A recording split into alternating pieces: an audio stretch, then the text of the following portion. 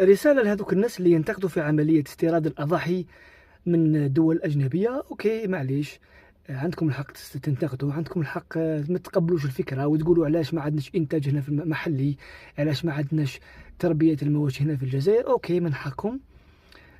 حبيت نتكلم على نقطة برك. اسكو العام اللي فات ما لاحظتوش، ولا بالاحرى يعني نسيتوا باللي ناس بزاف العام اللي فات ما عيدتش، ناس بزاف العام اللي فات ما خرجتش من ديارها نهار العيد، ناس بزاف لي سيتي بزاف في الجزائر نهار العيد صبح فيها الحزن والكالم والدنيا راقده. علاش؟ لانه ناس بزاف ما عيدتش، ناس بزاف ما لحقتش باه تشري خروف صغير تفرح بيه الولاد.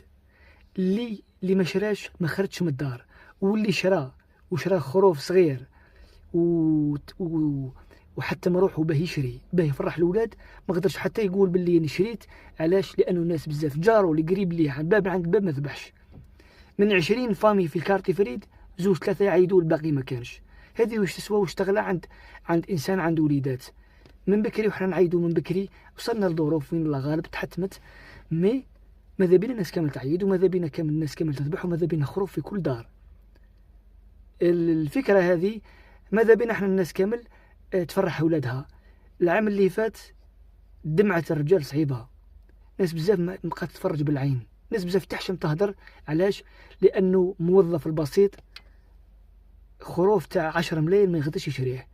تحكي مع الناس تقول له شريت، يقول لك شريت وي بصح 8 شهور ما يقدر يخلصوا، شراه بار فاسيليتي. شهرية قليلة وكل شهر يمد شوي.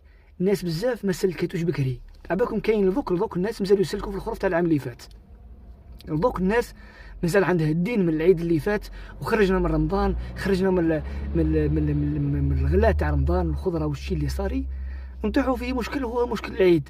ودوك نخرجوا من مشكل العيد نطيحوا في مشكل ليزافير. علاش؟ باسكو كاين الناس ما يخافوش ربي وما يرحموش المواطن البسيط وما يرحموش في البري، وماذا بهم ينتهزوا لوكازيون في كل مناسبه انه يتلاحوا لجيب المواطن. وهذا الشيء اللي خلى الثقه تروح بيناتنا، وخلى الثقه تنقص، والغلا يزيد، والناس تستغل الوضعيه هذه.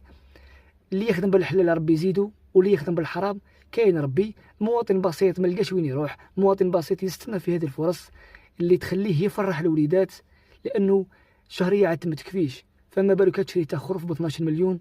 العائله الكبيره نساو العيد هذا خلاص. دونك خليكم شويه بوزيتيف، خليكم شويه الغالب بريود اللي لازم نعيشوها كما راهي. مي الحلول ماذا بينا الحل اللي يفرح الناس الكل.